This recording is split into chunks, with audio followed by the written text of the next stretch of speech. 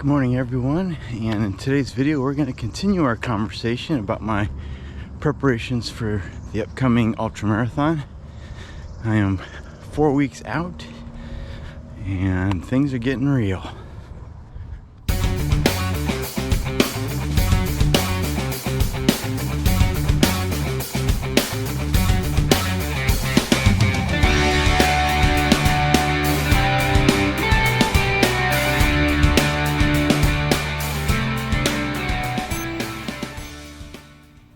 So last October I completed my first ultra marathon. I ran a 50K out at the Nature Center here in Cincinnati, and my plan was to run one of two ultra races last year, both of which were canceled due to the COVID pandemic. So I decided to do a self-supported ultra. Things have improved quite a bit from the pandemic, and we're trying to resume kind of life as normal, although there are some variants and things like out there that are still frustrating. So the plan is here in 4 weeks time to hit the trails and run a 50K ultra marathon with a bunch of other people, which I'm super excited about. And I believe I started training for this in earnest back in April, with the goal of gradually increasing my weekly mileage from about 30 to 35 miles a week to 40 to 45 miles a week. And I've logged more 40-mile weeks than I have ever, and I'm actually excited to say that after tomorrow's long run, to wrap up the week, I will have crossed the 1,000-mile barrier for the year.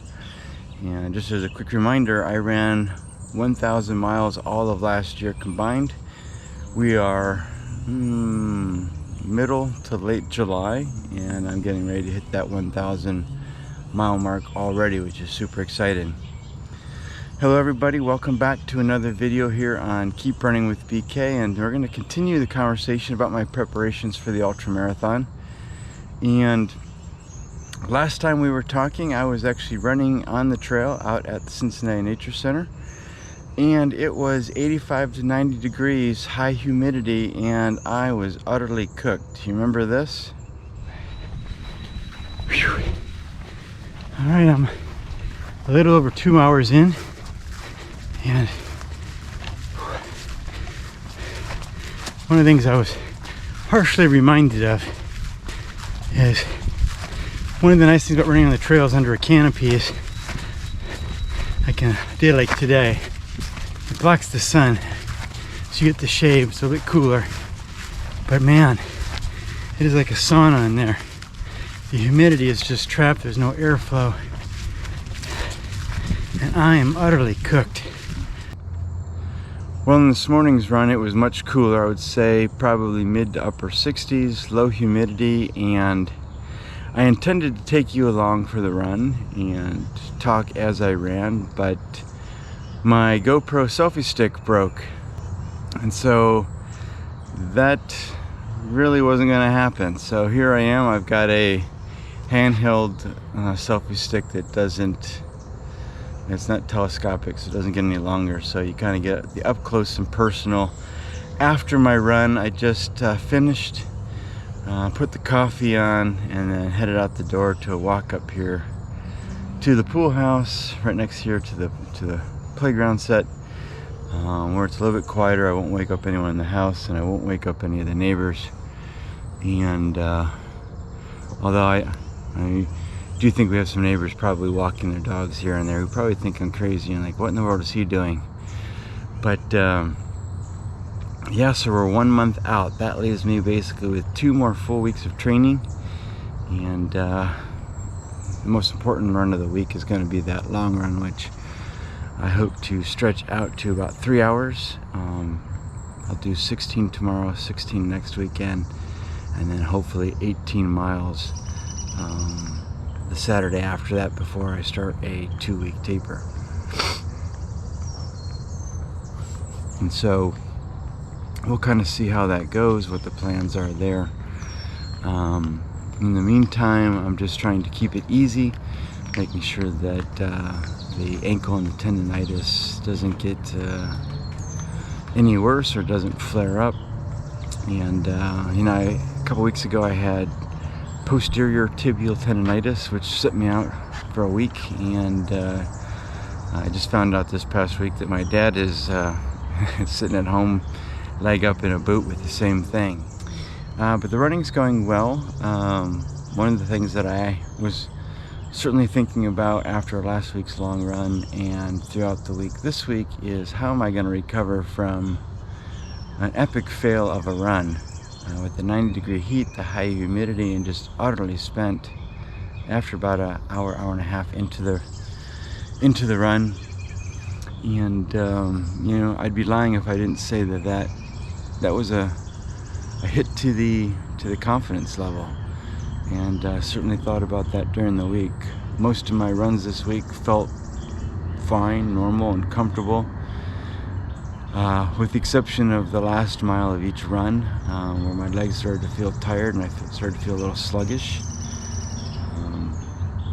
My stomach has been a little uneasy all week since last week's run, which I think probably is just some of the lingering effects of the high heat and humidity, and maybe being a little under or dehydrated. The headaches have subsided for the most part. A mild headache here and there, which again could be lingering from that. I doubt it's caffeine withdrawal. So yeah, I'm recovering, and I'm looking to have a successful long run. Tomorrow I'm going to do some hills and keep to the roads for the most part. I want to get a good quality run in distance and time, get an early start, and enjoy some of the cooler weather so I don't burn up again with the heat and humidity that we're experiencing here in July, and I expect we'll experience in August. But one of the things I thought about this week as well is, I was running around noon, 1 o'clock, 2 o'clock in the afternoon last weekend at the Nature Center. The ultra race being in August, I expect it'll be hot, I expect it'll be humid, but we are starting pretty early in the morning, and those first few hours should be cooler, and I'm hopeful that I'll get that first 16-20 miles in before the heat and humidity really hits home for those last few hours. So I'm just trying to work through this, focus on the positive, trust the process. I've been out putting in the miles. I've put in more miles than I have for any other race. I've put in more miles than any other year up to this point. I've been following the Milestones training method, keeping all my runs easy. Just working on building that aerobic base, which has been going well. And I've had little ups and downs here with the heat, which takes a while for the body to adjust, but I'm beginning to see that fall down and more consistently and comfortably hitting the MAF, and that's going well. One of the other things I wanted to provide a short update on is, back in the spring I spent about 3 months doing an 80-20 training cycle, and shared there at the end of that some thoughts on that, which I'll post a link to the video in the upper right hand corner. But here's a flashback of one of the things that I said I wanted to do. Yeah, one of the things I want to do this summer is Matt Fitzgerald wrote a book called 80-20 Running, and I'd like to read that this summer, so when I this fall reapproach 80-20 again for another 3-month training block, maybe do some time trials or some road races then. I'll have a little bit better idea of how to really maximize the benefit of that training method, and have some more details and maybe some more specifics around that whole training approach that I can share with you. So I ordered the book and I started reading it a couple of weeks ago, and I had to chuckle because one of the things that I saw right there in the introduction was something that I've been saying, actually word for word, and that is, I had been running too hard too often. And in the book, Matt talks about how the majority of runners run too hard too often. And so I was really happy to see that as I have adjusted to the Milestones training, learning to slow down, discovering what easy is, keeping most of my runs, if not 100% of the runs right now, at an easy, comfortable pace. It's right in line with the same long-standing training principles of elite runners that Matt talks about in his books. And I'm in I think about 2 or 3 chapters in, and happy to say that I'm excited that I think I'm getting the easy part right finally. And after this ultra marathon and a little bit of recovery time, I'm looking forward to introducing, well, maybe not introducing, but getting back to some harder running, up to 20% of my mileage, and working on the speed again, and doing some races or time trials this fall. But just wanted to catch you guys up.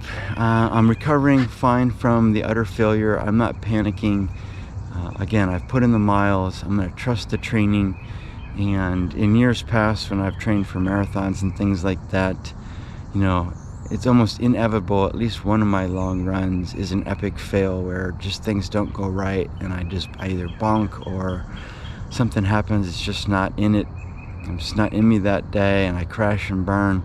But you know, I always bounce back and just continue the training, and just enjoy this activity that we all love in running. And I hope that you're doing the same. I hope that your summer training is going well.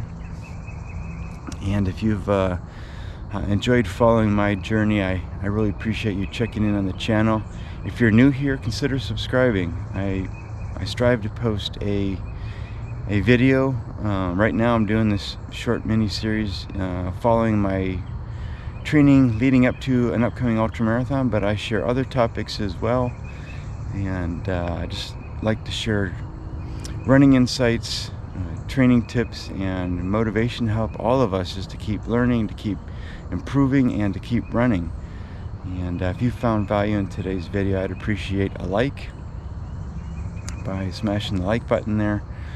And if you want to follow my training in more detail, check me out on Strava. I've put a link to me on down below in the show notes, and you can follow me there, or you can also follow me on Twitter, where I just post little things here and there throughout the week. This past week I shared that I'm still waiting for my new shoes that I ordered over a month ago that are continuing to experience delays, and so I end up ordering another pair because I can't really wait much longer to get some of these shoes. So the new shoes there came within 2 days, which is super exciting. What a comparison. But with that, I'm going to start heading back to the house, grab a cup of coffee, and head upstairs to my office. Time to work, time to make the donuts, as they say. Until next time, stay safe, train smart, and keep running.